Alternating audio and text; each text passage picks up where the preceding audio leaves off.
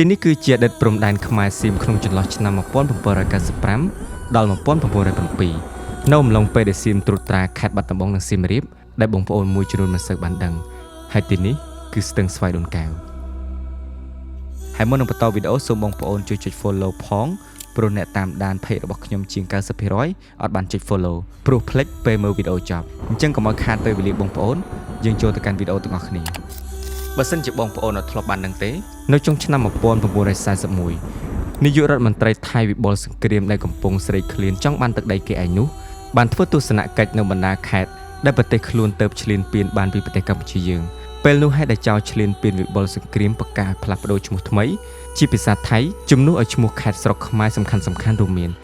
ខេត្តបាត់ដំបងបដូរទៅជាខេត្តចង្វាត់ប្រាក់តាបងឬព្រះដំបងហើយថៃវាក៏បានបង្កើតឲ្យមានជាត្រាសញ្ញាខេត្តរបស់វាថែមទៀតខេត្តសៀមរាបបដូរទៅជាខេត្តចង្វាត់ភិបុលសង្គ្រាមឬវិបុលសង្គ្រាមពលគឺយកតាមឈ្មោះរបស់នាយករដ្ឋមន្ត្រីថៃភិបុលសង្គ្រាមនោះតែម្ដងដោយអតីតនាយករដ្ឋមន្ត្រីថៃរូបនេះស្អប់ណាស់ចំពោះឈ្មោះសៀមរាបពីព្រោះវាជាឈ្មោះដែលរំលឹកដល់ភាពបរាជ័យនៃកងទ័ពសៀមដែលច្បាំងចាញ់កងទ័ពខ្មែរនៅស្ទឹងសៀមរាបកាលពីរជ្ជកាលព្រះបាទអង្គចន្ទរាជានាសម័យលង្វែកហើយទឹកដីភាគខាងជើងកំពង់ធំគឺជាអតីតខេត្តមលូព្រៃនិងខេត្តទន្លេពៅនិងផ្នែកខ្លះនៃអតីតខេត្តកំពង់ស្វាយនោះត្រូវបានប្ដូរទៅជាចង្វាត់ខណ្ឌនគរចម្ប៉ាសាក់ឬនគរចម្ប៉ាសាក់ដោយដែលបងប្អូនបានឃើញក្នុងរូបភាពផែនទីនេះស្រាប់ចំពោះស្ទឹងស្វាយដូនកែវនេះវិញក៏ធ្លាប់ជាអតីតព្រំដែនខ្មែរសៀមក្នុងចន្លោះឆ្នាំ1939ដល់1945អំឡុងពេលសង្គ្រាមលោកលើកទី2ដោយនាយករដ្ឋមន្ត្រីថៃផ្លៃវិបុលសង្គ្រាមគ្រប់គ្រងខេត្តបាត់ដំបងដោយមានព្រំប្រទល់ត្រឹមដងស្ទឹងស្វាយដូនកែវស្រុកមោងរិស័យបើសិនជាបងប្អូនអ្នកខេត្តផ្សេងអត់បានដឹងទេស្វាយដូនកែវគឺជាតំបន់ប្រវត្តិសាស្ត្រដ៏សំខាន់មួយដែលស្ថិតនៅក្នុងឃុំស្វាយដូនកែវស្រុកបាកានខេត្តពោធិ៍សាត់និងមានព្រំប្រទល់ជាប់នឹងខេត្តបាត់ដំបងសប្តាហ៍ថ្ងៃនេះហើយលើពីនេះទៅទៀតកាលពីសម័យសង្គ្រាមស្វាយដូនកែវគឺជាសមរភូមិនិងជាចំណុចយុទ្ធសាស្ត្រសំខាន់មួយនៅក្នុងសម័យសង្គ្រាមស៊ីវិលនៅកម្ពុជា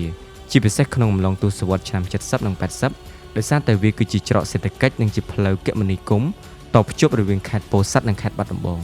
កាលពីពេលដែលខ្មែរមានព្រំប្រទល់ជាមួយនឹងប្រទេសថៃត្រឹមនេះទីតាំងនេះមានរឿងរ៉ាវជាច្រើនបានកើតឡើងដោយតំបន់ដែលឆ្លងកាត់នេះមានក្រុមចៅសៀមទល់ដែនចាំឆក់ប្លន់អ្នកដំណើរដែលឆ្លងតាមទូកដោយអ្វីដែលលោកប៊ុនច័ន្ទមុលអតីតមេអិសរាជប្រឆាំងបារាំងធ្លាប់ជាប់គុកនៅកោះត្រឡាចដែលបានសរសេរនៅក្នុងសៀវភៅដែលមានចំណងជើងថាចរិតខ្មែរបានសរសេររៀបរាប់ថា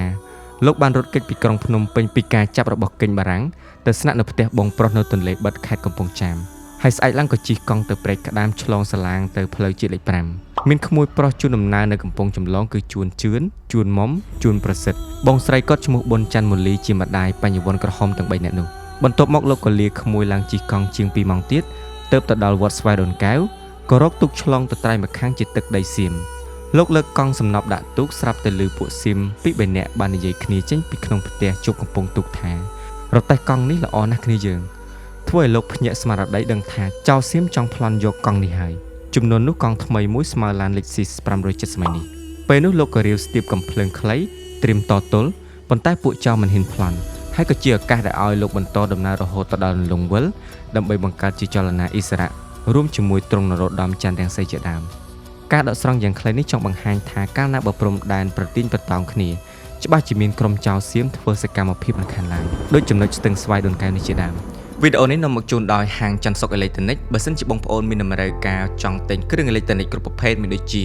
ទូទឹកកកម៉ាស៊ីនត្រជាក់ម៉ាស៊ីនបោកខោអាវឆ្នាំងបាយអគ្គិសនីឬគ្រឿងប្រើប្រាស់ប្រចាំថ្ងៃផ្សេងៗទៀតបងប្អូនកុំភ្លេចជាមួយនឹងហាងច័ន្ទសុកហាងច័ន្ទសុកតែងតែផ្ដល់ជូនបងប្អូននៅទំនុកចិត្តនិងគុណភាពជាពិសេសគឺតម្លៃសមរម្យសូមអរគុណហើយជួបជាមួយខ្ញុំជឿនវនីនៅវីដេអូបន្តទៀត